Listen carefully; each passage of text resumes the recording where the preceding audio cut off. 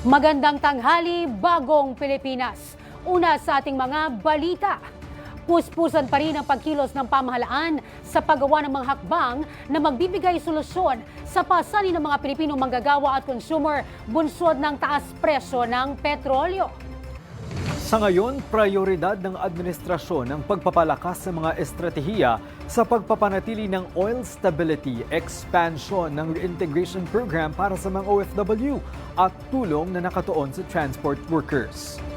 Kaya naman pinangunahan ni Pangulong Ferdinand R. Marcos Jr. ang second meeting ng Uplift Committee sa layong repasuhin ang rekomendasyon ng DBCC sa posibleng suspensyon ng excise tax sa mga petroleum products. Si Camille Gonzalez para sa 13 sa tanghali.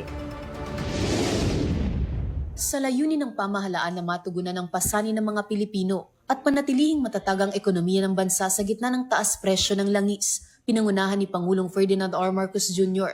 ang pagpupulong ng Uplift Committee o Unified Package for Livelihoods Industry, Food and Transport Committee. Isinagawa ang naturang pagpupulong sa inisyatiba ng Pangulo upang i-review ang mga rekomendasyon ng Development Budget Coordination Committee o DBCC hinggil sa posibleng suspensyon ng excise tax sa mga petroleum products. Tinalakay din ang mga estratehiya sa pagpapanatili ng stabilidad ng supply ng langis, pagpapalakas ng mga programang tutulong sa mga repatriated OFW, at pagsuporta sa sektor ng transportasyon at supply ng mga batayang bilihin. Binigyang diin ng Pangulo na kailangang ipagpatuloy ang pag-alalay sa mga Pilipino at mga sektor na apektado ng sitwasyon habang sinisigurong maayos ang takbo ng ekonomiya ng bansa.